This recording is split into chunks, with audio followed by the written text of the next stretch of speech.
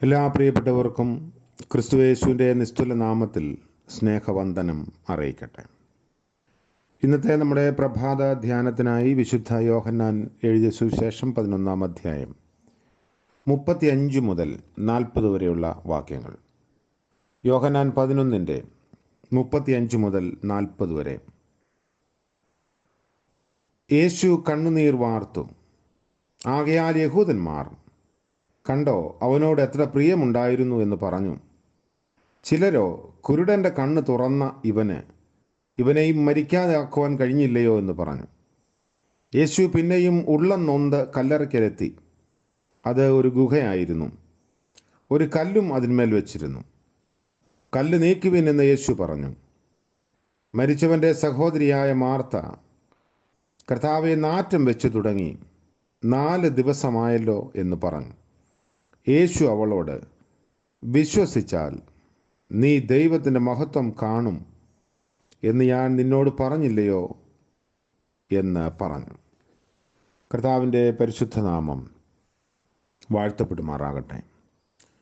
പുതിയ ദിനത്തിൻ്റെ പ്രഭാതത്തിൽ നമുക്ക് പ്രാർത്ഥനയോടും ധ്യാനത്തോടും കൂടെ ആയിരിക്കാം. യേശു ബഥാനിയയിലേക്ക് വരുന്നു. വളരെ തീവ്രമായ ദുഃഖവും വേർപാടിൻ്റെ നടുക്കവുമൊക്കെ നിലനിൽക്കുന്ന സാഹചര്യത്തിൽ കർത്താവ് ആഗതനാകുന്നു എന്ന് യോഹന്നാൻ പറയുന്നു. യേശു ബഥാനിയയിൽ എത്തിയപ്പോൾ ആദ്യം അദ്ദേഹത്തെ സ്വീകരിച്ചത് മാർത്തയാണ്. മാർത്ത ഗുരുസന്നിധിയിൽ തൻ്റെ സങ്കടമൊക്കെ ഉണർത്തിച്ചു. കർത്താവെ, അങ്ങ് ഇവിടെ ഉണ്ടായിരുന്നുവെങ്കിൽ എൻ്റെ സഹോദരൻ മരിക്കയില്ലായിരുന്നു. ഇപ്പോഴും നീ ദൈവത്തോട് എന്തപേക്ഷിച്ചാലും ദൈവം അത് തരും. തുടർന്നുള്ള സംഭാഷണത്തിൽ കർത്താവ് വെളിപ്പെടുത്തി, ഞാൻ തന്നെ പുനരുത്ഥാനവും ജീവനുമാകുന്നു.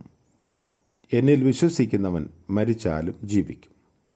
ജീവിച്ചിരുന്ന് എന്നിൽ വിശ്വസിക്കുന്നവൻ ആരും ഒരു നാളും മരിക്കയില്ല. മരണത്തെക്കുറിച്ചും മരണാന്തര അനുഭവത്തെപ്പറ്റിയും അർത്ഥശങ്കയ്ക്ക് ഇടയില്ലാത്ത വിധം കർത്താവ് ഈ വാക്കുകളിൽ വ്യക്തമാക്കിയിട്ടുണ്ട്. കർത്താവിനോട് ബന്ധപ്പെട്ട് ജീവിച്ച ഒരു വ്യക്തി മരണത്തിൽ കൂടെ ഇല്ലാതാവുകയല്ല, മറ്റൊരവസ്ഥയിലേക്ക് പ്രവേശിക്കുക മാത്രമാണ് ചെയ്യുന്നത്. ശരീരം മണ്ണോട് ചേരുമെങ്കിലും ആത്മാവ് സജീവമായി സ്ഥിതി ചെയ്യുന്നു. പുതിയ നിയമത്തിൽ ഒരു ഭാഗത്ത് പോലും ആത്മാവ് അഴിഞ്ഞു പോകുന്നതായോ നിർജീവമായി തീരുന്നതായോ പറയുന്നില്ല. ശരീരത്തിൽ നിന്ന് വേർപെടുന്ന ആത്മാവ് പ്രജ്ഞയോടും സുബോധത്തോടും കൂടി കഴിയുന്നതായിട്ടാണ് പുതിയ നിയമ ഭാഗങ്ങളെല്ലാം വെളിപ്പെടുത്തുന്നത്. അനുതപിച്ച കള്ളനോട് കർത്താവ് പറഞ്ഞു, നീ ഇന്ന് എന്നോടുകൂടെ പറുദീസയിലിരിക്കും. പൗലോസിൻ്റെ തീവ്രമായ ആഗ്രഹമായി പറയുന്നത്, പിരിഞ്ഞ് ക്രിസ്തുവിനോടുകൂടെ ഇരിക്കുവാൻ എനിക്ക് കാംക്ഷയുണ്ട്. ഫിലിപ്പിയ ലേഖനം 1 അധ്യായത്തിലാണ്. എബ്രായ ലേഖനത്തിൽ 11 അധ്യായത്തിൽ രക്തസാക്ഷികളായി, വിശ്വാസത്തിൻ്റെ പോരാട്ടക്കാരായി മരണം വരിച്ചവരുടെ ഒരു നീണ്ട പട്ടിക നൽകിയ ശേഷം 12 അധ്യായം ആരംഭിക്കുന്നത്, ആകയാൽ സാക്ഷികളുടെ ഇത്ര വലിയൊരു സമൂഹം നമുക്ക് ചുറ്റും നിൽക്കുന്നു എന്ന് പറഞ്ഞുകൊണ്ടാണ്. അടുത്തതായി കർത്താവ് മനസ്സലിയുന്നതായി നമ്മൾ കാണുന്നു. കരയുന്നവനായ യേശു.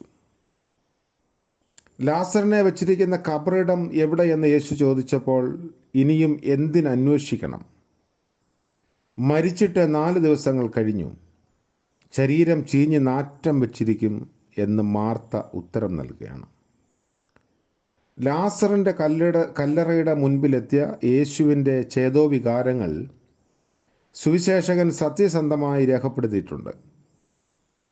അവിടുന്ന് അസ്വസ്ഥചിത്തനായി, ഉള്ളം നൊന്ത് കലങ്ങി എന്നാണ് രേഖപ്പെടുത്തുന്നത്. തീവ്രമായ ഒരു വൈകാരിക അനുഭവം. തുടർന്ന് എഴുതുന്നു, യേശു കണ്ണുനീർ വാർത്തു. വികാരവിവശനായ യേശുവിനെയാണ് നമ്മളവിടെ കാണുന്നത്.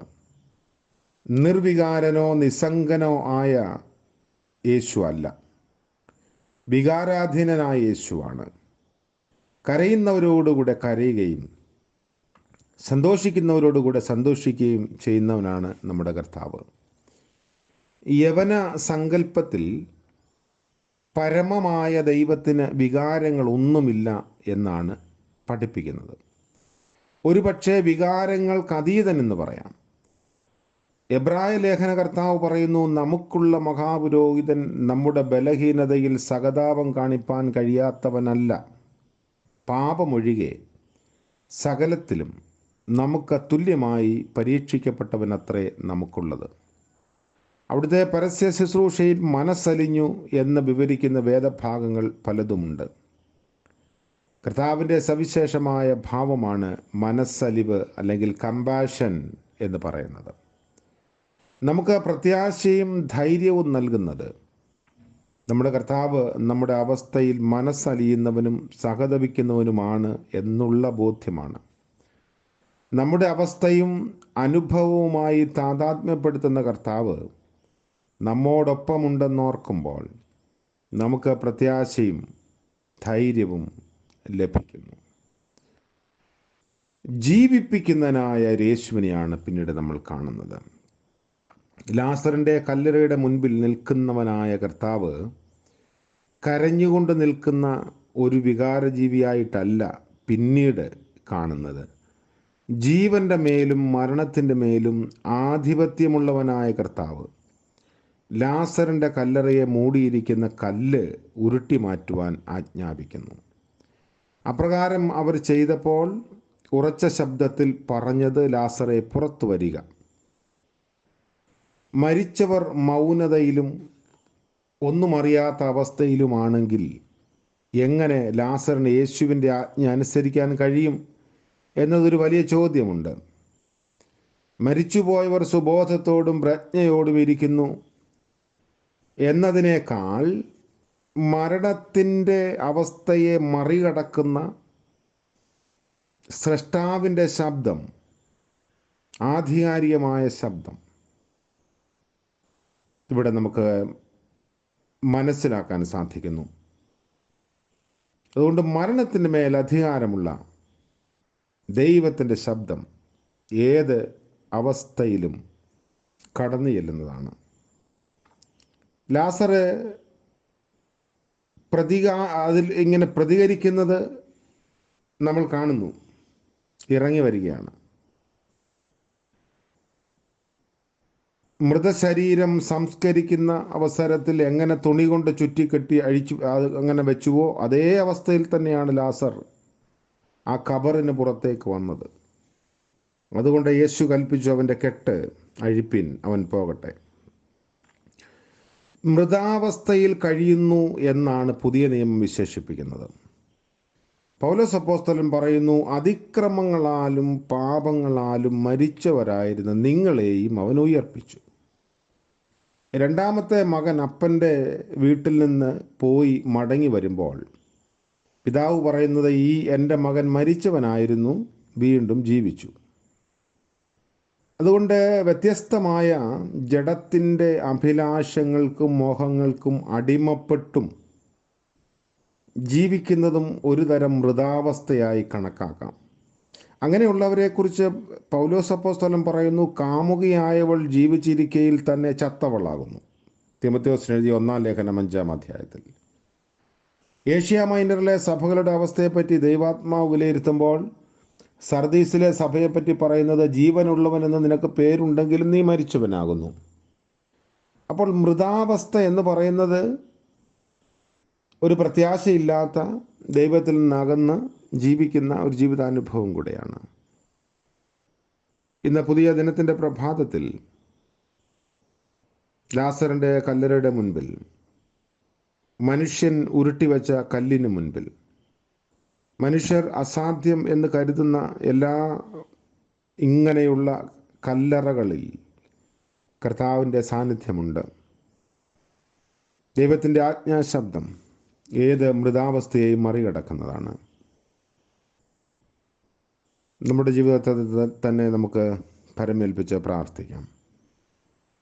വ്യത്യസ്തമായ മൃതാവസ്ഥകൾ പ്രത്യാശ നഷ്ടപ്പെട്ടു പോയ അനുഭവങ്ങൾ, പ്രതീക്ഷയില്ലാത്ത നിമിഷങ്ങൾ, അതിനെ മറികടന്നു പോകുവാനുള്ള കരുത്ത്, അന്ധകാരത്തിൽ നിന്ന് പ്രകാശത്തിലേക്ക് നമ്മെ വിളിക്കുന്ന ദൈവത്തിനുണ്ട്. ആ വലിയ കരുതലിനായി നമുക്ക് പ്രത്യാശയോടെ പ്രാർത്ഥിക്കാം. കാരുണ്യവാനായ വാഴ്ത്തപ്പെട്ട ഞങ്ങളുടെ ദൈവമേ, സ്വർഗീയ പിതാവേ, മനോഹരമായ പുതിയ ദിനത്തിൻ്റെ പ്രഭാതത്തിനായി നന്ദിയോടെ സ്തോത്രം. ലഭിച്ച നിദ്രയ്ക്കായി, വിശ്രമത്തിനായി ഞങ്ങളങ്ങേ മഹത്വപ്പെടുത്തുന്നു. പുതിയ ദിനത്തിൻ്റെ ജീവിതാനുഭവങ്ങളിൽ അവിടുന്ന് കൂടെയിരുന്ന് പ്രഭാതം മുതൽ പ്രദോഷം വരെയും അടിയങ്ങളെ കാത്ത് സൂക്ഷിക്കണമേ.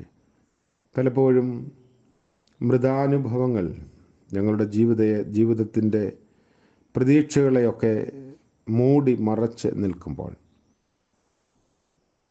കർത്താവിൻ്റെ സാന്നിധ്യത്തിനായി ഞങ്ങൾ പ്രാർത്ഥിക്കുന്നു.